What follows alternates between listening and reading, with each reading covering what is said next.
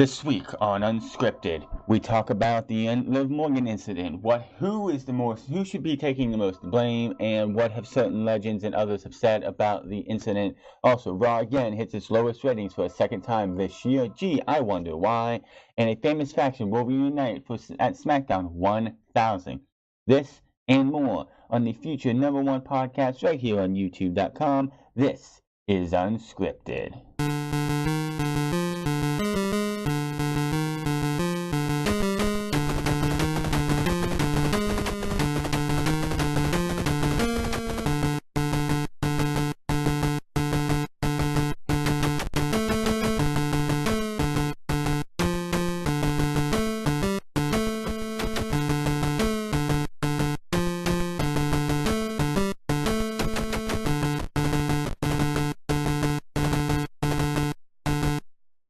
What is going on, everybody? It's the France, and we're here for Unscripted number 38. We are just creeping up to almost like number 50, which will be towards the end of the year, which is an awesome thing. But yes, we are here for, and if my voice sounds different or anything, it's because we are on location where I usually record everything else. Over the last 2 or 3 weeks, I've been recording Unscripted in my home, but I am not in my home right now, so I am over where I would usually be, where I recorded the last few episodes of Raw, SmackDown, NXT, and the Mae Young Classic. So that is why it might sound like I'm a little bit different with the microphone. But Monday Night Raw, SmackDown Live, and NXT Mae Young Classic all happened this week, as you all know. All reviews are up on the channel. I'd like to thank each and every one of those 10 plus people who've sat there and listened to, if you even listen to a minute of my reviews, it is appreciated. I would like to see a couple of likes or dislikes. If you don't like what I say, that's fine. Just hit that dislike button. It helps the channel. It helps the video either way, if you like or dislike. Leave me a comment. Let me know what you guys think of Raw, SmackDown, NXT, and the Mae Young Classic, and everything else that I have to talk about on the shows that I do. What else can we say about Monday Night Raw? The biggest thing coming out of Monday Night Raw is not Roman Reigns. It usually is, but this week it's not. That is Brie Bella and her incident with Liv Morgan, and the fact that Liv Morgan got concussed, and we will talk about that here in a moment. I am going to go over the rest of Raw, SmackDown, NXT, and the Mae Young Classic, and we'll be right into a couple things about Liv Morgan, and then we'll go over the Raw ratings as well, and then more news after that. Monday Night Raw, besides the Liv Morgan incident, had the Dogs of War and the Shield pretty much just get themselves ready for Super Showdown, which is going to be happening next Saturday. I will not, and I will probably not be doing that, will not be watching that live, but I will have a review up by noon as always on Saturday. Next week's, of course, schedule for everything is going to be, unless things change, Raw on Tuesday, SmackDown on Wednesday, Thursday. Thursday might become a double upload because I do want to get a preview and predictions up on Friday for Super Showdown, and I don't know how else to do this. Saturday will be Super Showdown this next week, and of course, next week we'll also have Unscripted on Sunday. Make sure to check all those out when they come to you next week. Monday Night Raw was, Monday Night Raw. It was a shit show. There's a reason it had the lowest ratings for the second time this year. Now, a lot of people are going to be out there and be like, oh, well, it was the Pittsburgh Steelers Buccaneers game. That's why the people didn't watch. Yes, that has a factor into Monday Night Raw's ratings, but this was the lowest ratings of their entire existence in the last 25 years. That's telling you something, that people are getting tired of Monday Night Raw. Less and less people are watching. The further and further we go, less and less people are going to be watching. WWE is in a position right now that is not good for them. Monday Night Raw has just been nothing but Roman and his Shield. As I put on my thing last year, on Monday, it's Roman. It's all about Roman and his Shield on Monday Night Raw. That is the title of that video. I mean, it is what it is. But yes, it's all about Roman and his Shield. It would not surprise me by the end of this year, the Universal title is on Roman, the Intercontinental title is on Seth, and Dean and Seth Rollins are your tag team champions. Because WWE just has to try and give these guys as much dominance as they can. The only other big topic coming out of Monday Night Raw is the fact that Triple H again put everyone else to shame when it came to promo skills, when he pretty much said that The Undertaker is going to lose. He has already lost for the simple fact that that Undertaker is worried about a suit. We're not going to be in a suit when we come to Super Showdown. We're going to be in the middle of the ring. We're going to go out there and tear each other apart, and the end is near for the Undertaker. And Monday Night Raw really didn't have anything else. If you really want to go back and watch Monday Night Raw, you're really not seeing much. SmackDown had more to talk about than Monday Night Raw with that ending. That ending where you just have Samoa Joe showing up to quote-unquote AJ's house.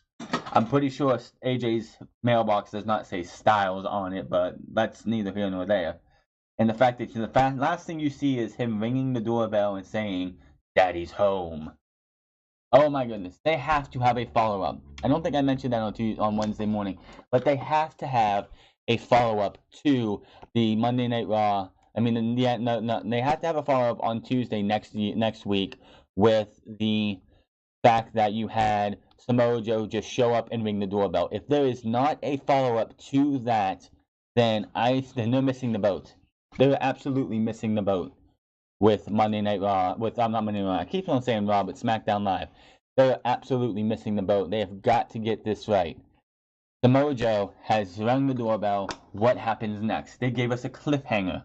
The other thing coming out of SmackDown Live that is talked about is what happened in Milwaukee. What happened in Milwaukee? We want to know. Next week, Aiden English was supposed to have proof to what happened in Milwaukee, video proof. So it's going to be interesting to see what happens on SmackDown next week. What will this video proof be? A lot of people are saying, oh, well, it was The Rock because back in, 2014, 2015, 2016, 2014 and 2015, I think it was. 2015 probably. The Rock ran into Rusev and Lana and was like, yeah, me and her, definitely. So that's something they have The Rock come out and say. So I doubt it. We'll see what happens. It might not even be a love affair thing. Who knows what it's going to be?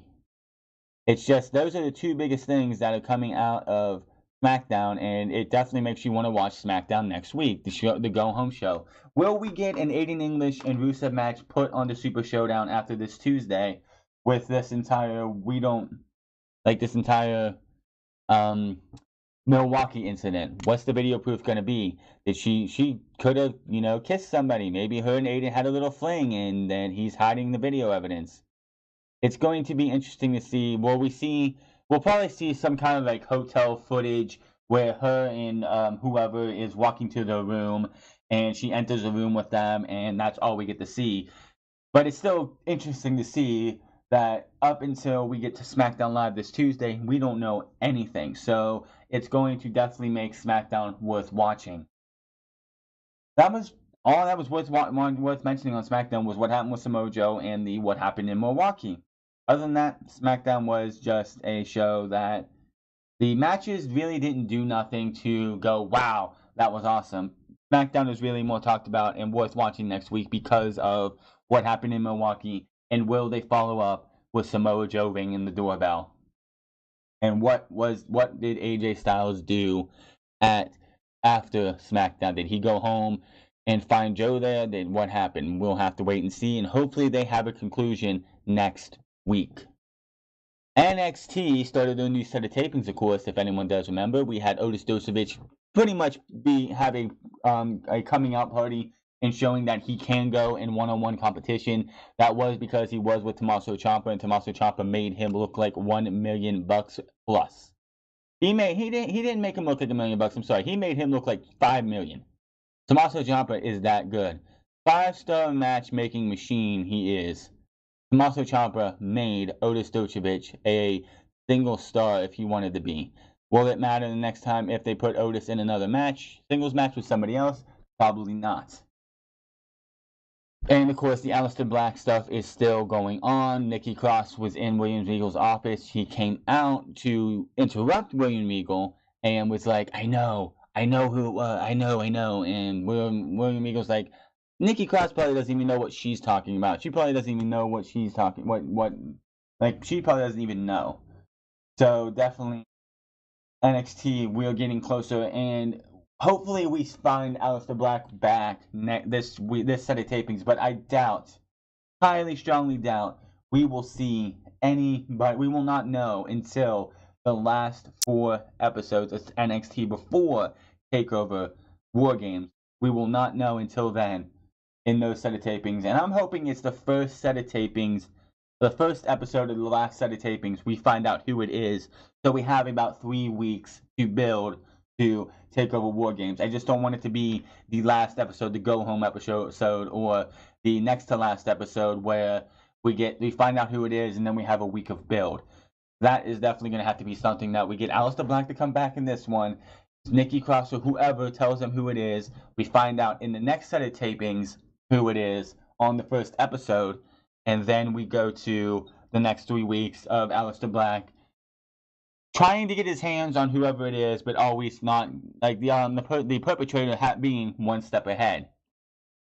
The biggest thing also that's coming out is that in 3 weeks we will have the War Raiders versus the it's 3 weeks for the it's 2 weeks for the triple threat match between Pete Dunne, Ricochet, and Adam Cole for the North American Championship, I believe, and in 3 weeks, which will be the final taping, the final matches of the final episode of this set of tapings, we will have the War Raiders versus the Undisputed Era. And I guarantee you, both matches will set up for War Games, bar none. I do not expect to see British Strong Style involved. I'm still pitching a traditional 4-on-4 War Games, Undisputed Era versus War Raiders, Ricochet, and Pete Dunne. There was also a tease, I guess, after the last set of tapings that Keith Lee gets involved with the Undisputed Era, but that hasn't been seen yet. So, barring any unforeseen circumstances, it's going to be the War Raiders, Ricochet, and Pete Dunne versus all 4 members of the Undisputed Era because Bobby Fish is on his way back. Mae Young Classic, if you haven't checked it out, it is on the channel right now. Go check that out.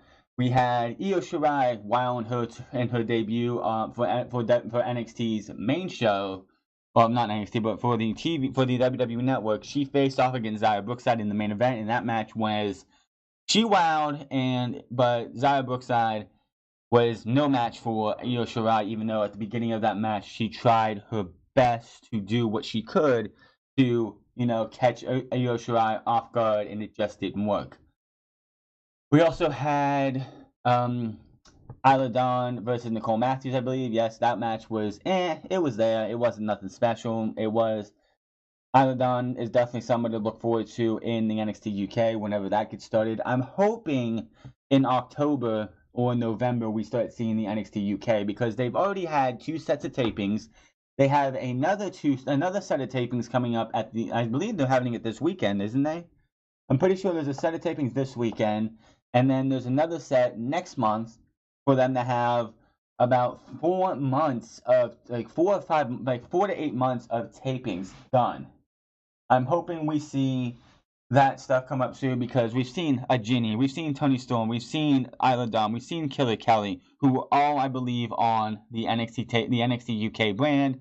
They've advertised it before on the WWE Network. I want to see the NXT brand, UK brand being done. Then we also had ourselves, give me a second here, I gotta open that up. We have ourselves a good set of matches going into the second round. But we had Rachel Evers versus Hiro Matsumoto, which was a damn good match. Definitely good match. The Japanese stars outside, all 3 stars, Miko Satomura, Hiro Matsumoto, and Io Shirai have all had good showings in the first round. Where these 4 go after the first round, we will have to wait and see. I expect Io Shirai to make it to the final round. We also had ourselves, what else did I miss here? Let's see. We had Jessie Ellenband versus Tana Conti, and Jessie is definitely one of those ones that you want to see more of. She is definitely a goofball in the ring. She calls herself goofy, and something else is her ring style. She's definitely one of those ones that it's I definitely want to see more of her. She is a tall woman, and it was definitely an interesting match. Tana Conti, that match, if you watched my review, I did say felt like it just ended quite quick and was done in no time. And that was Raw, SmackDown, NXT, and the Mae Young Classic. Let's talk about Monday Night Raw still with the Liv Morgan stuff. Bully Ray says Liv Morgan shares some of the blame for the Raw incident. Are you fucking kidding me? No. Brie, quote-unquote, accidentally kicks Liv Morgan with a pair of yes kicks during a 6-woman tag match on Raw this past Monday, but that's not the only thing that she did during this show, but it's the most talked about one. Continues to be heavily debated incident. WWE announced that Morgan suffered a concussion from the kicks, and many fans have been blaming Brie for the injury, which they should. During the episode of Busted Open Radio this week, Bully discussed why both women have been responsible for the errant kick. Bully Ray is full of shit. I'm going to tell you that right now. Shit happens. Yes, it does, says Bully Ray on the internet. That's it. It's pro wrestling, man. You know how I always talk about ring rust. Dave wouldn't it be safe to say that Brie Bella still has some ring rust on her? There is no fucking excuse to say ring rust. She has been in the ring for the last month, probably working house show matches too. You cannot fucking sit there and say, oh, well, she has ring rust. Bullshit. Ring rust happens to any and all wrestlers who are not in the ring for a significant amount of time. There are very few guys and gals who get jumped right back in and be at the same level they were. Plus, Brie came back, had a child. I believe in a recent interview, she said that with the dive spot, that did not go well. She didn't realize that she might have been a little bit slow after having the baby. She didn't have the oomph anymore, so it could totally understand that, but Russ never sleeps. Russ can set in on anybody, whether it's a baseball player, football player, pro wrestler, that's first. So, with a little bit of rust that Brie has on her, could be showing in the ring. Gee, motherfucker, don't you think? Here's a plan. Here's an idea. Don't have her wrestle. There is absolutely no reason Brie Bella needs to wrestle.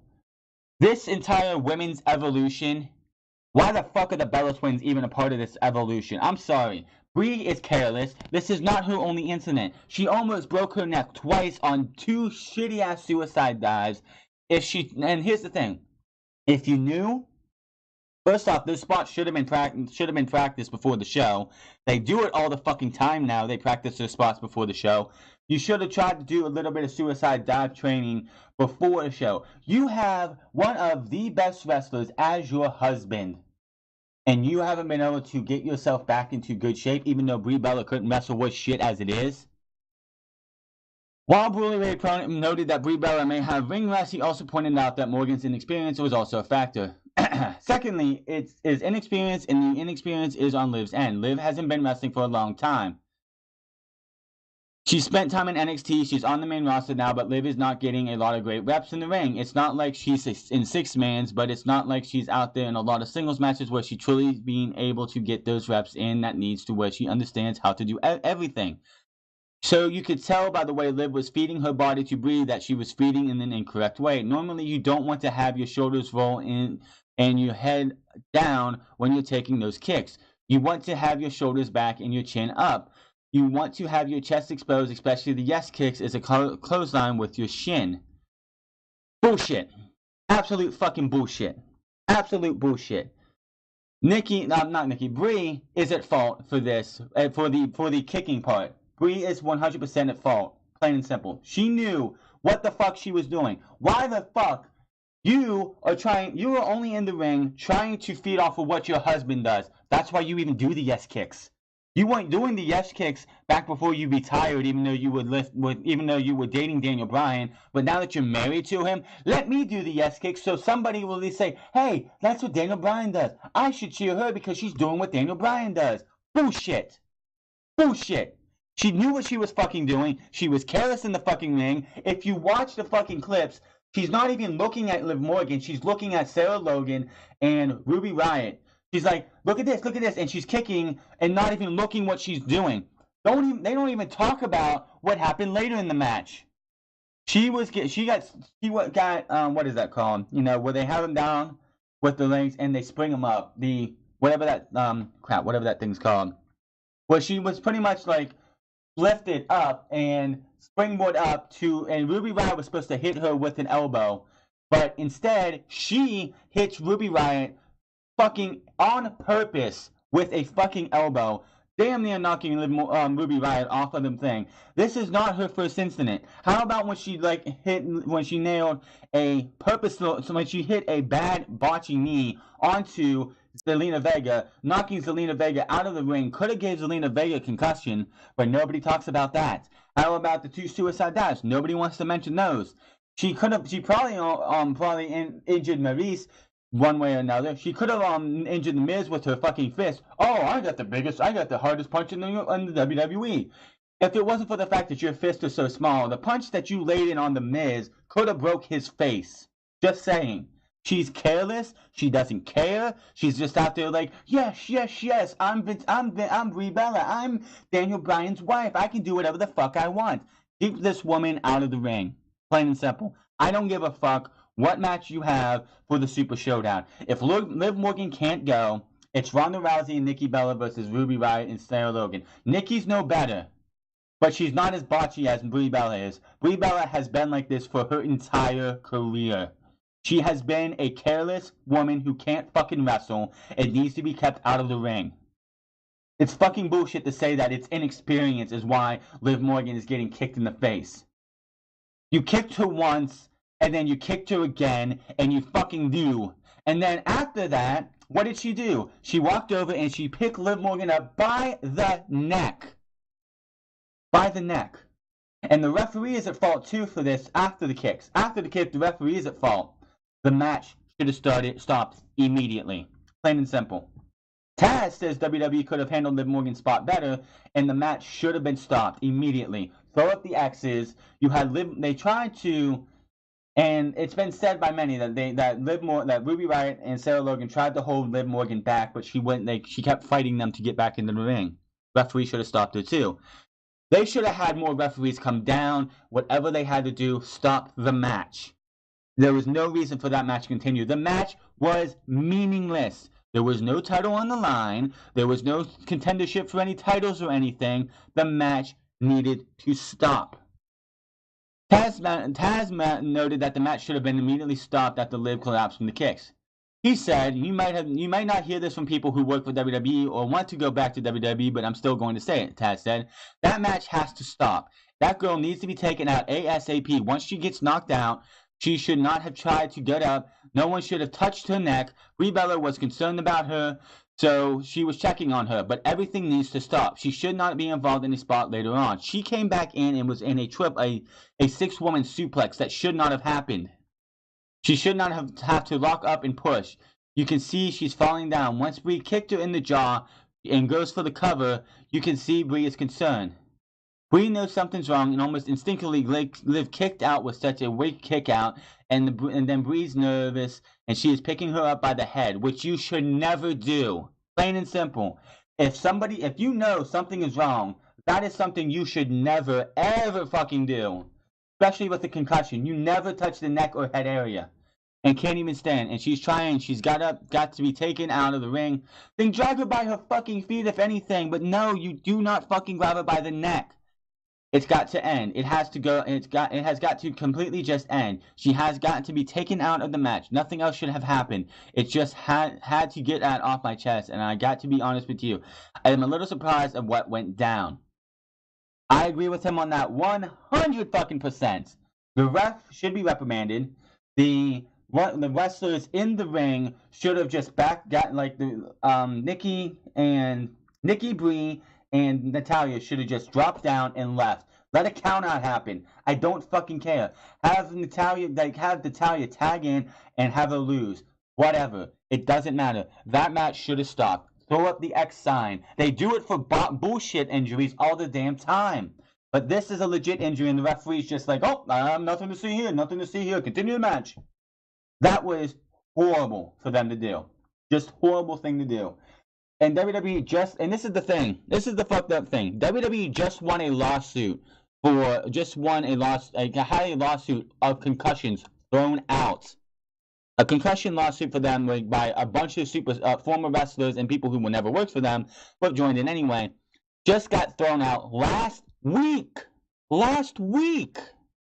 And this shit happens. Talk about fucked up timing. She gets a concussion, and WWE just shows that maybe that concussion lawsuit shouldn't have been thrown out because the people in the back should have seen. And the referee has an earpiece in his ear. That little thing you see in his ear, that's an earpiece for them to tell you. Sometimes, if a match needs to be, if a finish needs to be changed, or something needs to be relayed to the back, like when CM Punk got injured, and he told one of the referees that he's injured, he has a concussion. The referee told the guys in the back that he's injured, get somebody out here, and he's like, no, I got to go do something. That's what that earpiece is for. It's for them to have communication with the back. So they should have just been like, you know what? End the match. Throw up the X, whatever you have to do. The fact that they didn't do that after the kicks is on WWE, is on that referee. That match should have stopped immediately. As soon as Liv Morgan went down and was just looked like she was dead, throw up the X's or just ring that bell. Usually you see superstars doing like tope con hilos and suicide dives, or when Kevin Owens does a pop-up powerbomb to somebody on the apron during a match, the referee goes and checks them. This referee didn't even fucking do that. This referee just was like, I'm looking the other way on this one. I don't get it. Why they didn't even do that? Why they decided, oh well, we're just gonna, we're good. We're just gonna continue the match. After the kicks, it's all on WWE. But Brie has got to stay out of the ring. I don't want to see her at Super Showdown. I don't want to see her on anything else. She is careless. She always has been careless. And even if she is a little bit slower, go to the Performance Center while you're taping your Total Divas bullshit and go work on everything. Work on your center of gravity. Work on making sure that next time you're in the ring, you're not fucking things up. But instead, get out of the fucking ring, go back to being on your fucking shitty-ass reality show that's getting barely any fucking ratings. How the fuck it's even lasted 9 seasons? It's probably got to be WWE pumping in money. You want to know where all WWE's money's going? To Total Divas and Total Bellas and now Miz and Mrs. on USA Network. That's where all their fucking money goes. Because if it wasn't for WWE pumping in money, E! Network would have canceled those shows years ago. Speaking of Monday Night Raw, it again hits its lowest ratings of the year of all time for the second time this year. Monday Night Raw featuring The Shield teaming up for the first time in nearly 1 year to defeat Baron Corbin in the Authors of Pain in a 6-man main event, drew 2.350 million viewers. This is down 12% from last week's show and is the lowest Raw viewership in history, coming in at 2.470 million viewers for the July 9th episode. For this week's show, the first hour drew 2.493, second hour drew 2.275, and then the third hour drew 2.281. If there's one positive, they say this week's is that the audience rose slightly from the second to the third hour. Well, when you put the Authors of Pain in the main event and actually give them something to do, then yeah, it raises just a little bit, and Monday Night Football was probably almost over.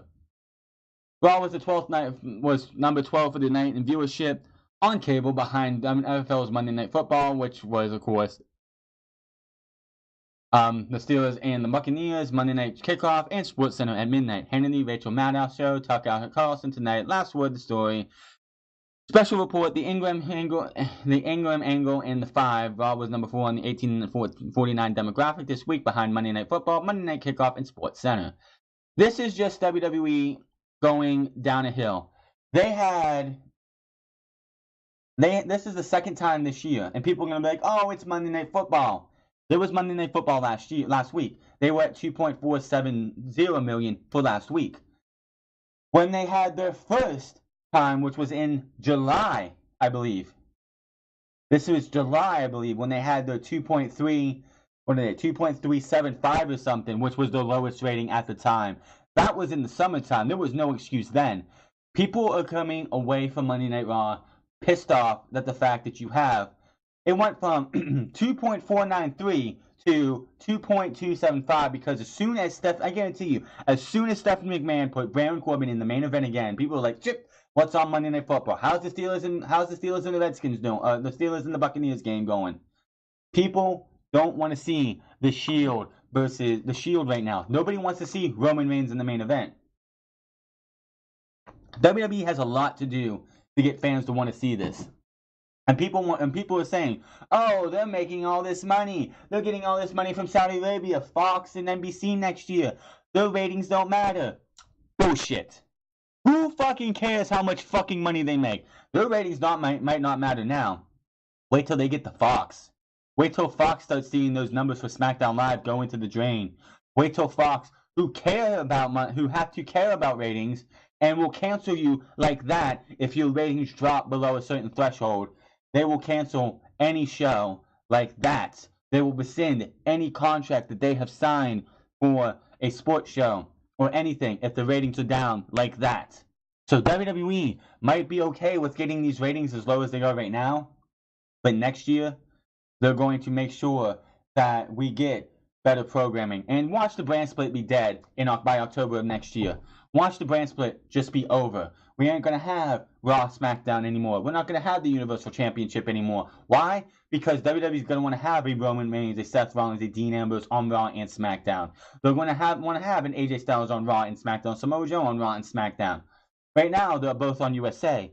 But WWE's going to want to have their big names on SmackDown, but also on Monday Night Raw. So WWE don't care about the ratings now. Watch in less than a little over a year. I guarantee you start seeing those ratings go up when WWE actually has to fucking care.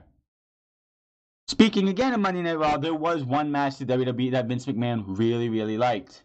The Dolph Ziggler Drew McIntyre vs. The Revival match has been getting a lot of praise online. Dave Meltzer noting on the rest of Observer Radio that he had heard that Vince McMahon really liked that match, so it'll be interesting to see if the Revival get more of a push coming off of it. Now, this also harkens back to me when it came to Andrade Cien Almas' first match with AJ Styles.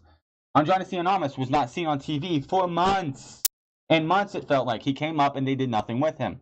One match with AJ, and Vince McMahon was like, this guy is awesome, this guy is great, let's push this guy a little bit.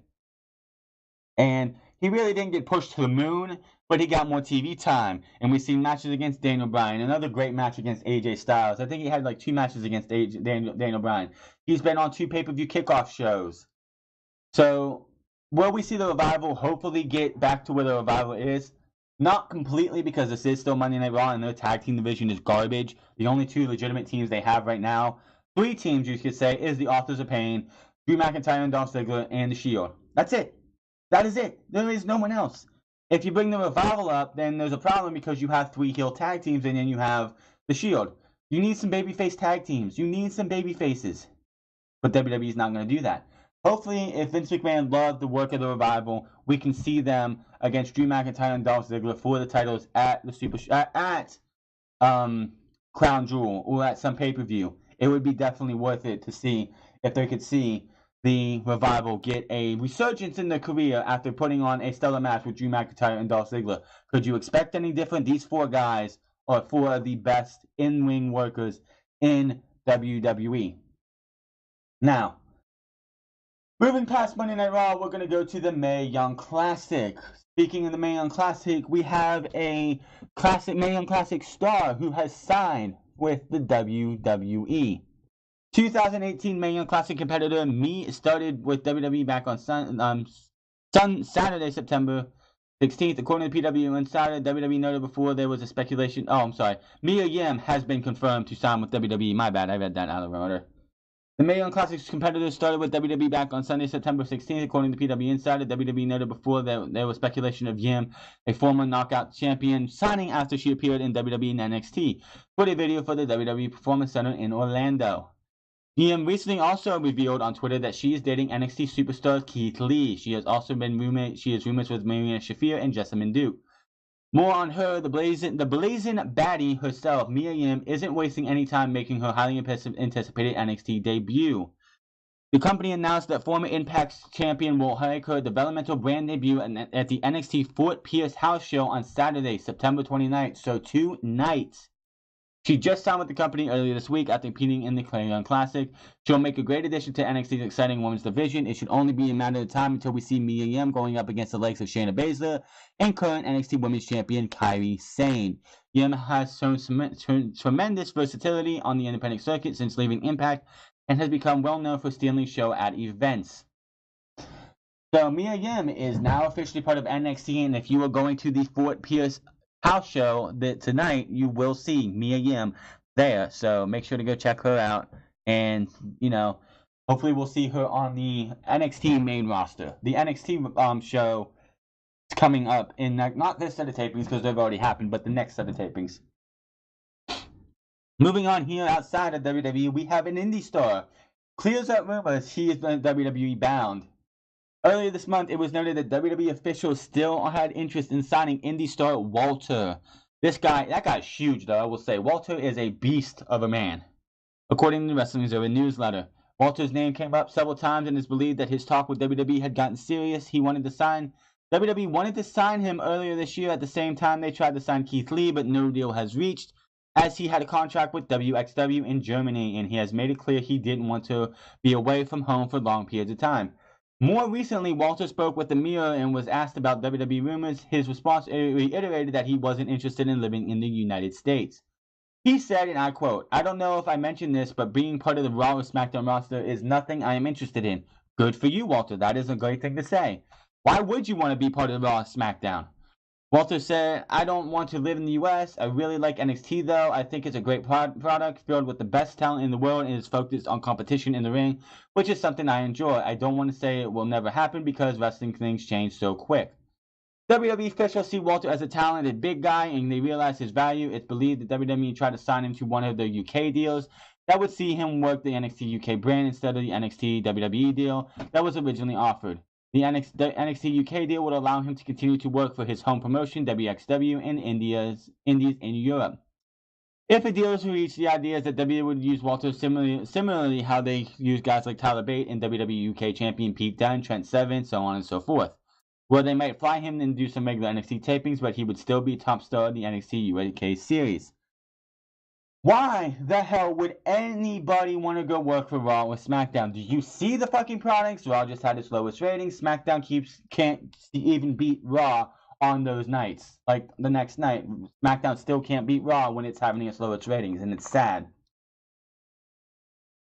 WWE has got so much talent on Raw and SmackDown that they are underutilizing. Walter is no dummy. Walter can see that SmackDown and Raw have all these great talented guys and girls, and they're not even using them. Raw, you have all these great guys and girls, and you have like Sasha Banks, which we'll talk about her in a second. You have Bayley, and you have Nikki James, you have Natalya, who aren't being utilized right because it's all about Ronda Rousey, Alexa Bliss, and Nia fucking Jax. You have like Monday Night Raw is all Roman. It's the Roman Reigns show. The R in Raw stands for Roman. The R in Raw stands for Roman. Why would he want to go to Raw to face Roman Reigns why would he want to be on Monday Night Raw when you know that if you get this guy in front of Vince McMahon, he'll go from being a highly anticipated guy from the Indies to catering 101. SmackDown Live might have a little bit better of a chance because you have guys like Samoa Joe, AJ Styles. You have Randy Orton, who's coming into being the heel that he should have always been. But then there's some people on there, like you have Ty Dillinger, who's not doing anything. R-Truth, who's barely doing anything. It's just, why would you want to go there? And especially with the storylines of Raw and SmackDown, you have these storylines that just 1 minute, like the Kevin Owens storyline from a couple weeks ago, right after SummerSlam. Kevin Owens quits. Next week, Kevin Owens is back. Why? Because WWE doesn't give a fuck. If Kevin Owens would have quit in NXT, he would have been gone for a few weeks, and then something else would have happened, and then he would have came back. But does WWE do that? No. NXT, he would do great for, especially that UK division. If you want to see a Walter match, go check out Defiant Wrestling's YouTube page. They have a match with him and Will Ospreay. He, I believe, is still the internet champion of Defiant Wrestling, so you might want to go check that match out while you can. Update. So, Walter, stay where you want to be. Do what you want to do. You don't have to go to WWE. A lot of people have proven that WWE is not the end-all, be-all that it used to be. Update on the Impact Wrestling WWE meeting. Last week, it was revealed that WWE and Impact Wrestling had a meeting at WWE headquarters in Connecticut. While details on what was discussed was practically non-existent last week, except that it wasn't regarding a possible sale, because it's not for sale. WWE now has we now have a few additional details to talk, thanks to a report from the Wrestling Observer newsletter. First off, while several notable names weren't present, such as Don Callis and WWE President Vince McMahon, it was confirmed that Paul Levesque and Triple H met with Impact's Ed Nordholm and Scott D'Amore. It turns out that WWE reached out and requested the meeting rather than vice versa, which is what some outlets originally reported. What exactly went on during the meeting remains a mystery, but people from both sides have said that the two companies are no longer enemies, as they were in the past. That leaves the door open for future collaborations, be that in-ring or licensing opportunities. Squashing the former animosity between the two companies is a huge step forward. Agreed. 100% agreed. Will we see an Impact Wrestling WWE Super Show? No, not anytime soon. And the entire reason that they were enemies in the first fucking place was Jeff Jarrett. Jeff Jarrett held an animosity towards Vince McMahon because of Vince McMahon firing him on national TV during the Attitude Era when they were buying WCW, and he was like, G-O, double G, double O, double N, double E, gone. And Jeff Jarrett didn't get over that. He went on and made a company, and TNA in 2002, until Jeff Jarrett was gone, he always wanted to become a better company than WWE, which was never going to happen. Until Jeff Jarrett was actually completely gone, he had no influence in Impact Wrestling. Impact Wrestling was always an enemy. He always felt WWE was enemy number one. Now that Jeff Jarrett's gone, he's in the Hall of Fame now. These two companies can come and become, not like the best of friends, but they can be on the same page to where we could possibly see maybe a network special, a dual network special, because GW, they do have their own network. It's called the Global Wrestling Network. Go check it out. You can watch it out for free.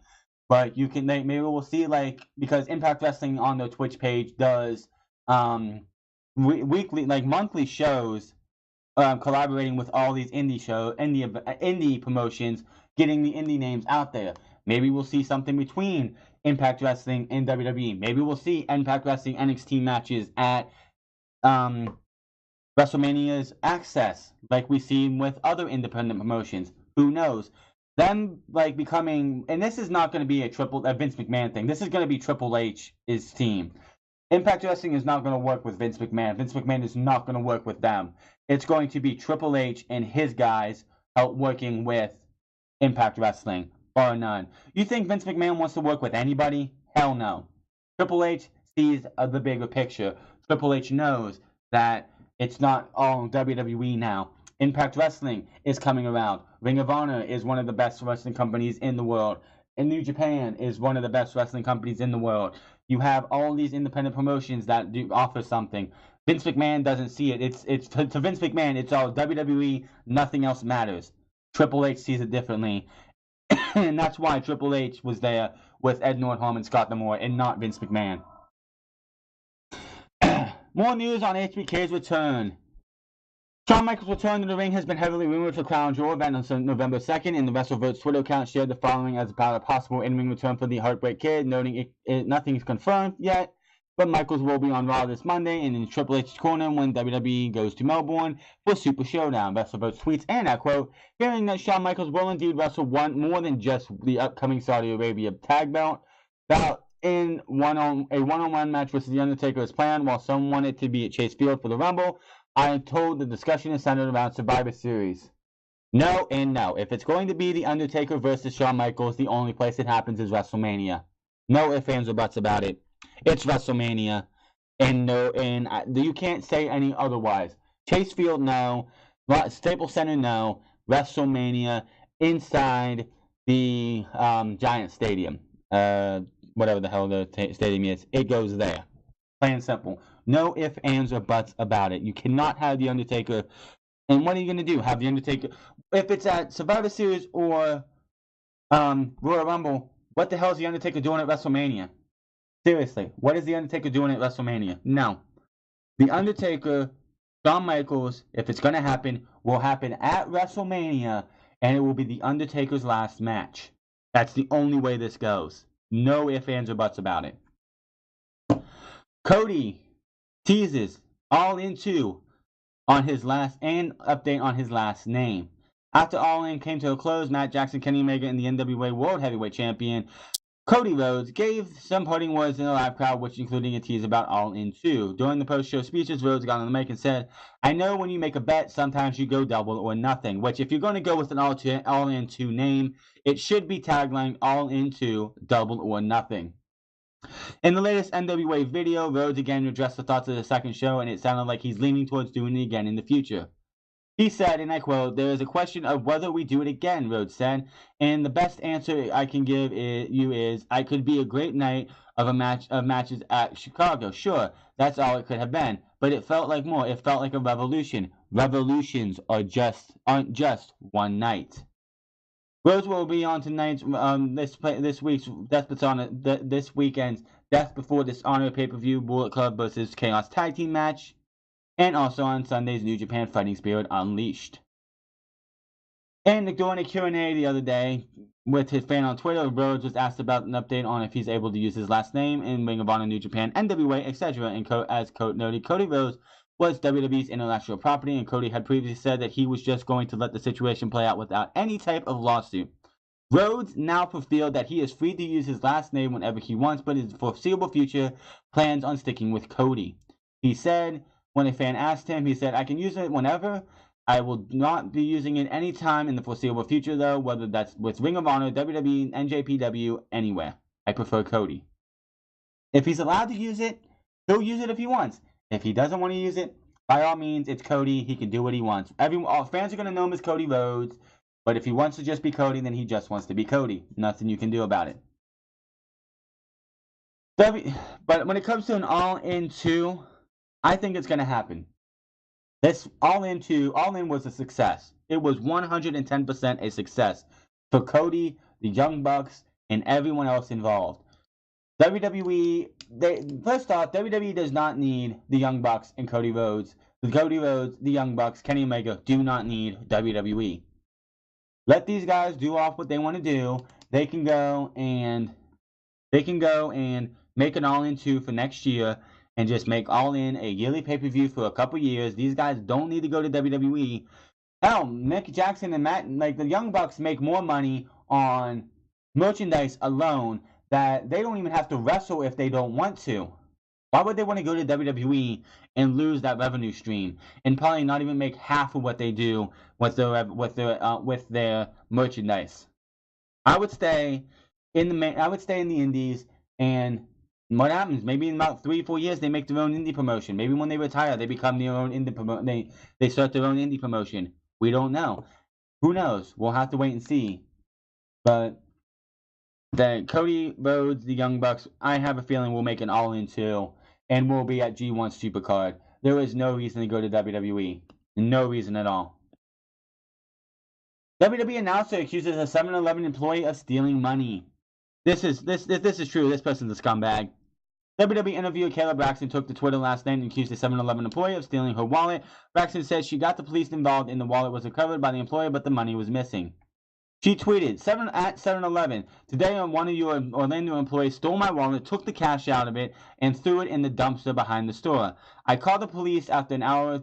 After an hour, the cops got the employee to show them the wallet but no cash. Please resolve this ASAP. Unacceptable."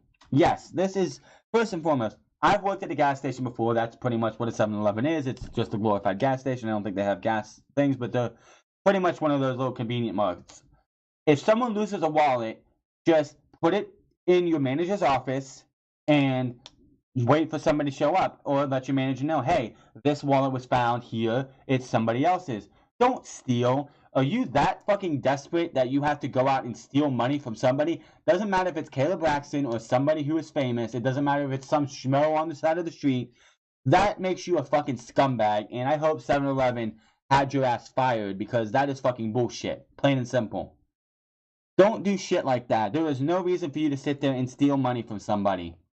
Be a better person. If the wallet was found there and she lost her wallet and she came back and was like, "Hey, did I lose my wallet here?" You know what you do? You go, "Yes, it's here. I'll go get it. It's my manager's office." If the manager's office is unlocked, you go grab it and you hand it to them with everything intact. I've had that happen before, where not the money stealing part, but I've had that happen before when I was working at a gas station where somebody lost their wallet. You put it where you put it where nobody can see it, and then if they come back, you go, yeah, here it is, and you hand it to them like a good person would do. Don't be a fucking douchebag. Don't do what this person did, and show some respect to people.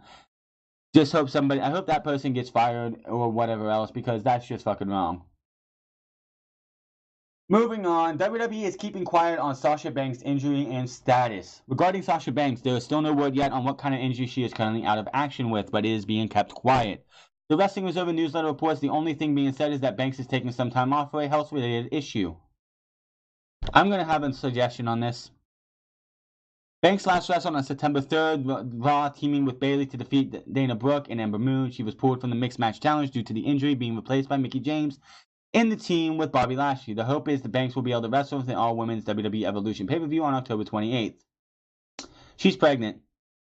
I'm just going to say it right now. She's pregnant. They're keeping quiet. This is not the first time, not Sasha Banks, this is not the first time that somebody has been, like, taken off the TV for a health-related issue. She's pregnant. It just tells me, just reading that, Sasha Banks is pregnant and they want to keep her, which, quite honestly, if that's what it is and she wants to keep it quiet, then by all means, keep it quiet. But there's no other reason that Sasha Banks' injury would keep her off of TV. So she's got to either be pregnant or something else, but it just seems like she's pregnant or she has some kind of cancer that she doesn't want to disclose to anybody, because I wouldn't want to talk about that either. But it just feels like Sasha Banks got pregnant and they're keeping it quiet, which is fine, because that is none of our business. We'll have to wait and see, but it just feels like that Sasha Banks probably got pregnant, is probably pregnant, and if it is, we'll see what happens. If not, then I'm just a 28-year-old fool who misreads things. But it just feels like that would be a reason why Sasha Banks is taken off TV, and they pretty much just make it quiet about it. And the fact that she's going to be missing the entire Mixed Match Challenge also makes it seem like she is probably pregnant or something to that end. We won't probably ever know unless WWE or Sasha Banks comes out with it, but I'm saying it right here that it just sounds like that she could possibly be pregnant. If she is, again, it's none of our business. If she wants to keep it quiet, that's her thing, and I'm not going to speak another matter on it unless something else comes out. Unless something else comes out to what Sasha Banks' injury is or a medical problem is, I'm not going to speak on it again if it is really that. Remember a couple weeks ago how I told you, I put a story on here, if you actually listened, that Batista told a fan that he wasn't invited to SmackDown 1000, that he shouldn't be surprised. Guess what, motherfuckers? Batista was playing your asses, because Evolution to reunite at SmackDown 1000. WWE.com has announced that the legendary Evolution stable will be reuniting for SmackDown 1000. The historic 1000 episode will air live Tuesday, October 16th from Washington, D.C. Triple H, Randy Orton, Ric Flair, and even Batista will reunite for that special event. The following is direct from WWE. The band is back together. The SmackDown 1000 on Tuesday, October 16th. Evolution reunites. Triple H, Batista, Randy Orton, and Ric Flair will be in Washington, D.C. for the historic event. Evolution is comprised of some of the most successful superstars in the history that were 49 World Champions reigns between the four members, who have ran roughshod through WWE from 2002 to 2005, then rode again for a vicious rivalry with The Shield in 2014, minus Ric Flair. What does Evolution have in store for as they make their first ever appearance on the Blue Brand during the groundbreaking night? Find out during SmackDown's 1000 episode, Tuesday, October 16th, and 8, 7 Central on the USA Network. It's great the fact that Batista is coming back, and the fact that he played that kid who he told that, and he played me too, that kid that he told that he's not been invited to SmackDown 1000 because it is in his hometown. Man, you must feel like a sucker now, because he played you, he played me, he played anybody else who purported that he hadn't been invited to SmackDown 1000. That is obviously not true, because now we have This confirmed that Batista will be at SmackDown 1000 in his hometown. What are they going to do? I don't know. Please don't have them come. Don't have them. Please do not do this.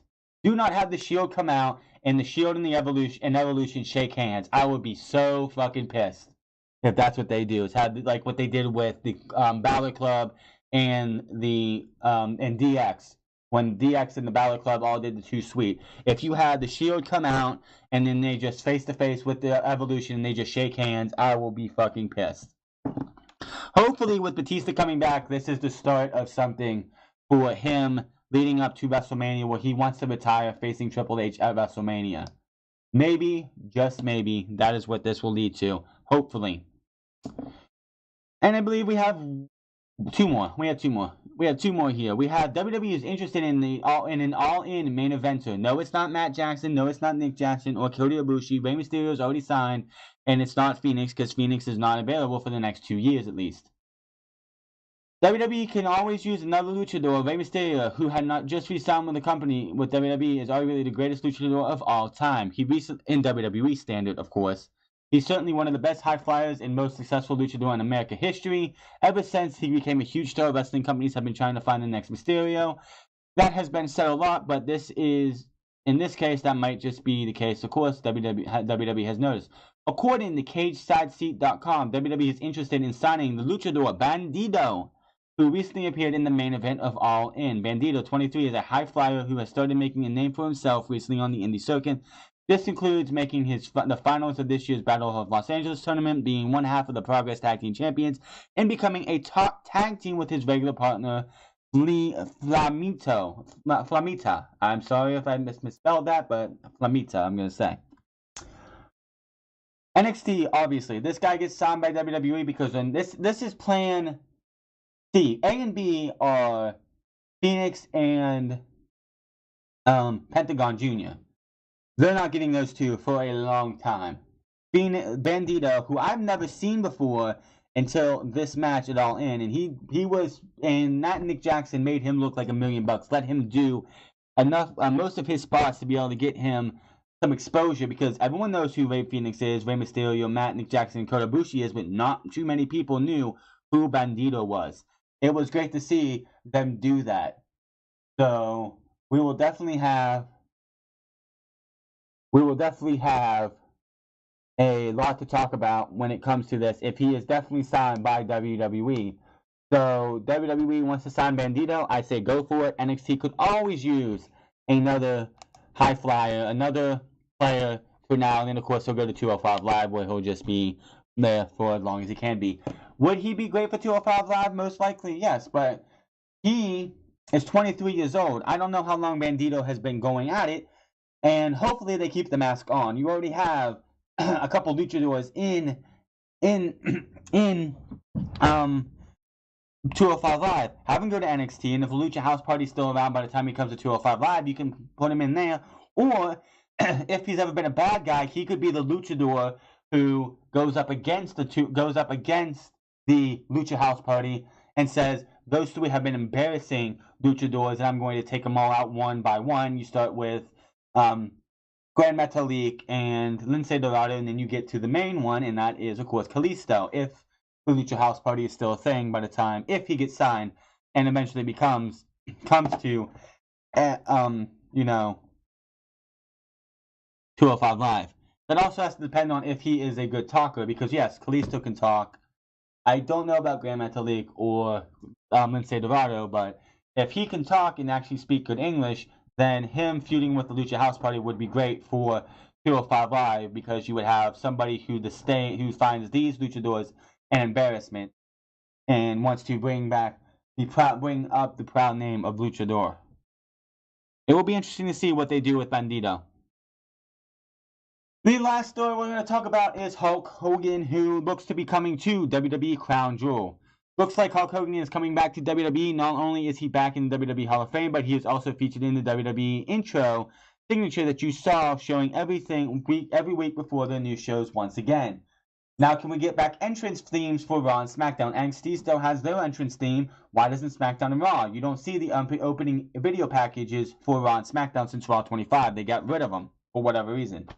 Brad Shepard said on the Barn Bonus No Hold Barred podcast that he can confirm at this point that Hulk Hogan will be making the trip to Crown Jewel. I did hear today as well to expect Hulk Hogan in Saudi Arabia. I don't know for sure the role he will be. Obviously, the head of Saudi Arabia Authority did make the tweet referencing Hulk Hogan, so certainly I did hear for sure from a well-placed source to expect Hogan in Saudi Arabia. Only time will tell how he will be received if he does come out during the Crown Jewel event, but Hulk Hogan is still a huge international name, and he is apparently requesting for the last trip to Saudi Arabia, so it looks like he'll be coming back during a very strategic time. The word going around is he is going to be the one to hand the World Cup trophy to the winner of the World Cup, whatever that's going to be.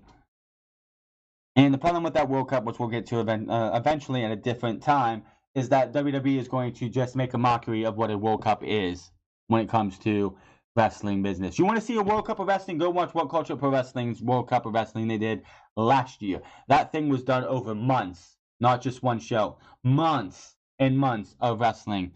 Countries represented over and over. What WWE is going to do is going to pale in comparison to that. But Hulk Hogan will be back in the WWE for Crown Jewel, and hopefully that's it. But that is going to be your Unscripted for this week, for Saturday, September 29th, 2018. We are coming up to October soon already. Wow. October will be only here on Monday. Wow. Make sure to find me on Twitter at TheFrance. Find me on twitch.tv/TheFrance08. Make sure to hit those follow buttons on both of those. Hit that subscribe button, comment down below, like or dislike this video, whichever you may choose, and I will see you guys here for Monday Night Raw review Tuesday morning. Until then, my name is Franz, and I will see you.